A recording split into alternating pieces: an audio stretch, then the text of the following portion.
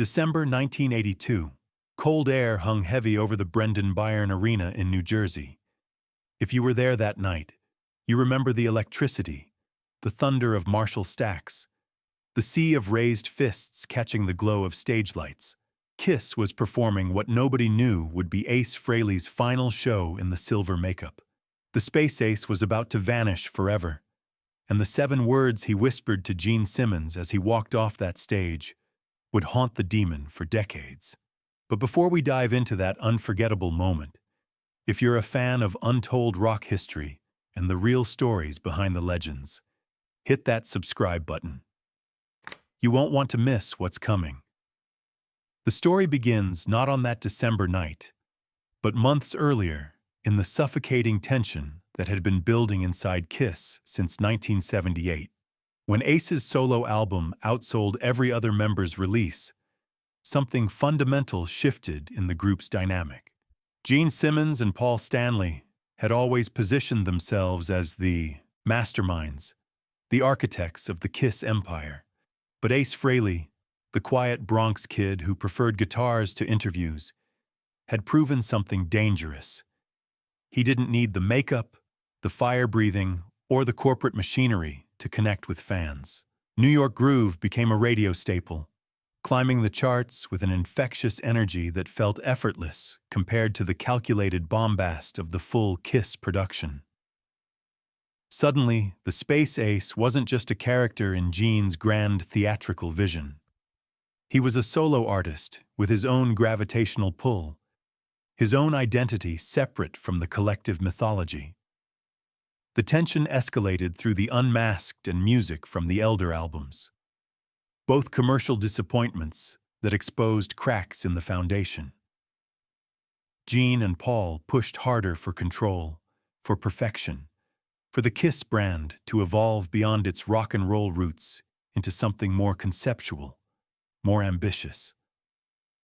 Ace pushed back, seeking creative freedom, authenticity, and a return to the raw rock and roll that had built the band in dingy clubs across America. Peter Criss had already been pushed out in 1980, replaced by session drummer Anton Fig, wearing the Catman makeup for the Unmasked tour, though the public wasn't told the truth. Ace knew he was next. The question wasn't if he would leave, but when and how and what would remain of him once the silver makeup was scrubbed away for the final time. By late 1982, the decision was made, though the public didn't know it yet. Ace had recorded his parts for the Creatures of the Night album in a haze of frustration and alcohol, his relationship with Gene and Paul deteriorating into cold professionalism punctuated by arguments over creative direction, royalties, and the very soul of what Kiss should represent. The sessions were brutal. Ace would arrive at the studio late, his hands sometimes shaking, his focus scattered. Gene and Paul grew increasingly impatient, eventually bringing in other guitarists to fill in parts. They felt Ace couldn't or wouldn't deliver. This wasn't collaboration anymore. It was dissolution in slow motion, each session another nail in the coffin of the original lineup. The tour was scheduled, the venues booked, but everyone backstage understood this was an ending masquerading as continuity. Ace's replacement, Vinnie Vincent, was already being groomed in secret rehearsals held in a warehouse in New York, learning the solos, studying the stage movements, preparing to become the new Space Ace without officially being told that's what was happening. The Byrne Arena show was originally planned as just another stop on the tour, but circumstances, timing, and Ace's own internal reckoning transformed it into something else entirely. A farewell that only a handful of people recognized as such. That night, December 16th, the temperature outside hovered just above freezing. Inside the arena, 20,000 fans generated a heat that fogged the windows and made the air thick with anticipation. The set list was classic Kiss, Detroit Rock City, Deuce, shouted out loud, all the anthems that had built an empire of platinum records and sold-out stadiums. From the audience's perspective, everything seemed normal. The kabuki theater of Kiss rolled on with pyrotechnics that shot flames 30 feet into the air.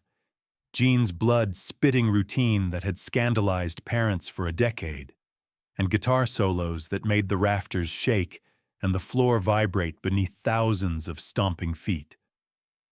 But backstage, the atmosphere was suffocating in its forced normalcy. Roadies moved with nervous efficiency, avoiding eye contact, speaking in hushed tones about things unrelated to the show.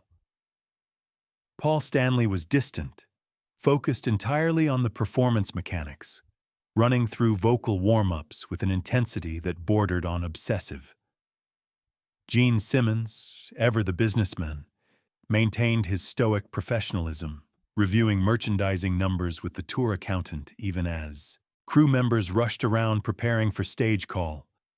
And Ace Frehley stood alone in the corner of the communal dressing room, his silver Les Paul Custom in hand, staring at his reflection in the mirror surrounded by light bulbs that cast harsh shadows across his unmade-up face. The makeup ritual had always been sacred for Kiss. Each member applied their persona with precision, transforming from ordinary men into larger-than-life icons that existed somewhere between comic book superheroes and ancient tribal warriors. Gene would become the demon, tongue wagging, eyes fierce with theatrical menace. Paul transformed into the star child, the romantic hero with his star-covered eye that made teenage girls scream. And Ace, quiet Ace from the Bronx, became the space Ace, the cool intergalactic gunslinger with silver skin and lightning bolts across his eyes. But that night, as Ace traced the silver grease paint across his eyes and the black outlines across his cheeks, something was different. His hands, which had been trembling for months from the combination of alcohol withdrawal and emotional exhaustion, were steady for the first time in weeks. He worked slowly, methodically, applying each layer with a care he hadn't shown in years. This wasn't routine anymore. It was ritual in the truest sense, a sacred act performed for the last time. He looked at the space ace staring back at him from the mirror and understood, perhaps for the first time with complete clarity, that he was saying goodbye not just to Kiss, but to a version of himself he had inhabited for nearly a decade. The call came for stage positions. Gene was already in character, 7-inch platform boots adding to his imposing height, spiked shoulder pads making him look like some demonic samurai. Paul's star sparkled under the fluorescent lights, his confidence evident in every movement. Ace picked up his guitar, the weight familiar in his hands, and walked toward the stage entrance. The roar of the crowd was already building, a low thunder that grew louder as the house lights dimmed and the opening tape of Beethoven's Symphony No. 9 began playing through the massive PA system. The show itself was electric in ways that transcended the normal Kiss spectacle. Whatever personal turmoil churned beneath the surface, once those stage lights hit and the opening chords of Detroit Rock City exploded from the amps, Ace Frehley became the space ace one final time, with an intensity that surprised even himself. His guitar screamed and sang, every note played with a precision and emotion that had been missing from recent performances. The muscle memory of 1,000 shows combined with the heightened awareness that this was an ending, creating something raw and powerful. During Shock Me, the song he had written and sung himself, a rare moment of vulnerability wrapped in hard rock power, Ace stood center stage bathed in blue spotlight. The solo was incendiary, fingers flying across the fretboard, with the melodic phrasing and bluesy bends that had influenced Eddie Van Halen, Randy Rhoads, and countless other guitarists who had come up worshiping at the altar of classic rock. The crowd roared their approval, oblivious to the fact they were witnessing history's quiet death rattle. Some held lighters aloft, tiny flames creating a galaxy of light in the darkened arena. Others simply stood transfixed, watching a master at work. Gene Simmons watched from stage left during Ace's solo, his demon makeup hiding what those close to him later described as profound sadness mixed with grudging admiration. Gene had built Kiss with ruthless business acumen, treating the band like a brand and the members like assets to be managed, leveraged, and when necessary, replaced. But Ace was different.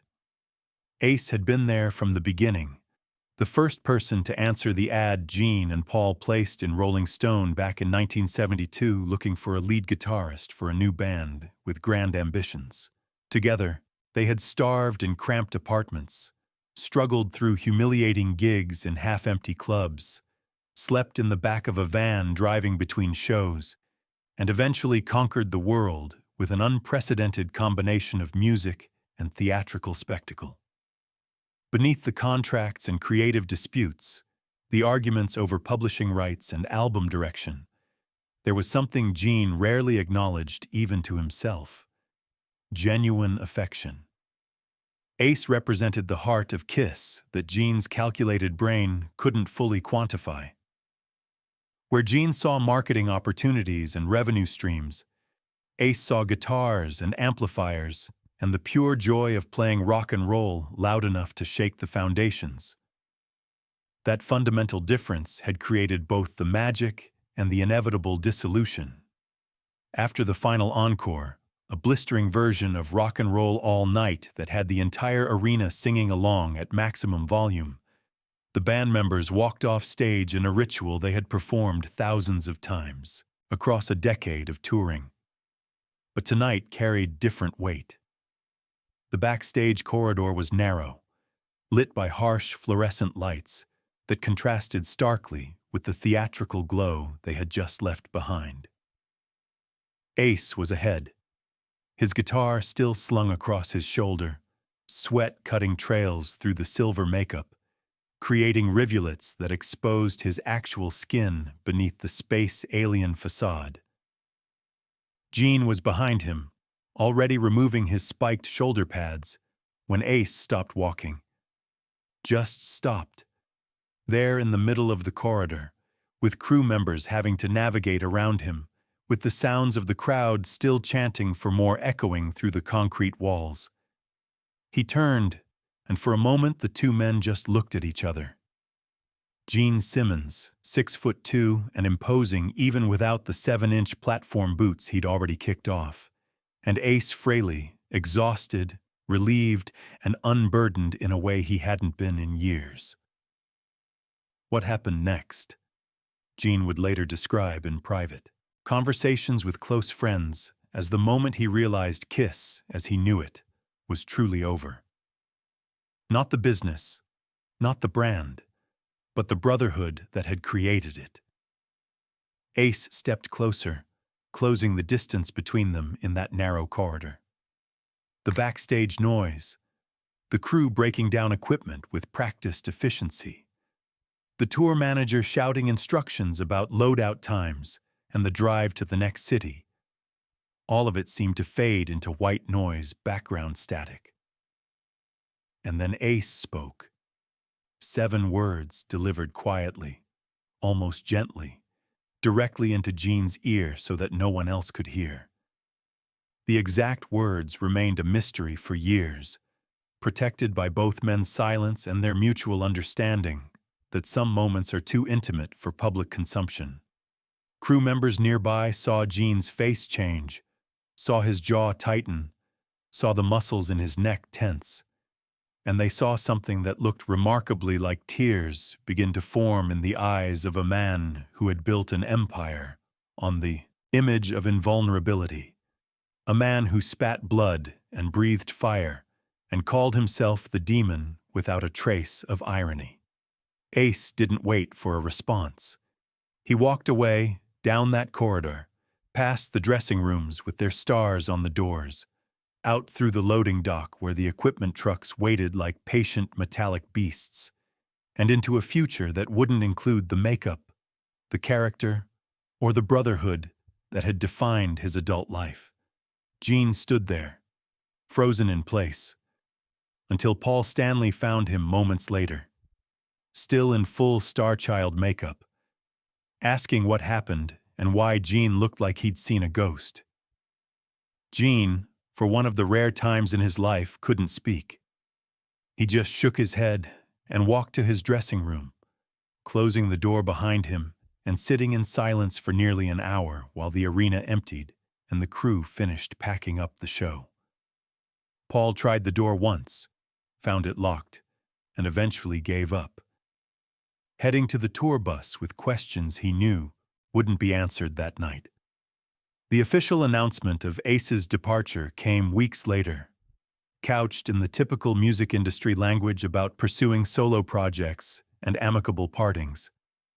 Vinnie Vincent was introduced as the new guitarist, wearing Ace's makeup design but bringing an entirely different energy to the role. The Kiss machine rolled on, proving Gene's theory that the brand was bigger than any individual member. But something essential was gone, and even the most casual fans could feel it.